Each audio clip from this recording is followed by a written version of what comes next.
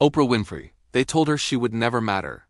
Not because she lacked intelligence or ambition, but because she came from nothing, poor, abused, invisible. Long before the world knew her name, Oprah Winfrey was a child growing up in circumstances that taught her one brutal lesson early: survival comes before dreams. Born in rural Mississippi and raised by a teenage mother, her childhood was filled with instability, neglect, and trauma that no child should ever have to carry.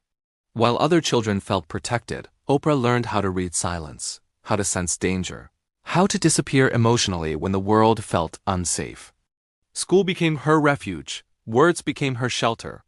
She learned that stories had power to explain pain, power to connect people, power to make sense of chaos. But believing in herself didn't come naturally. Society constantly reminded her that she was poor, female, black, and expected to stay small. Yet something inside her refused to accept that narrative. When she entered media, she didn't fit the mold. She wasn't polished in the way executives expected. She didn't speak with emotional distance. Instead, she listened. She asked questions that made people uncomfortable because they were honest. And slowly, audiences felt something different. They felt seen.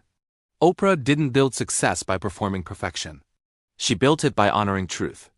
Years later, she would say something that defined her entire journey. You become what you believe, not what your past says you are, not what trauma tries to convince you of, but what you repeatedly tell yourself when no one is watching. Oprah's life teaches us that self-worth is not a gift, it's a decision. And when you choose it, everything changes.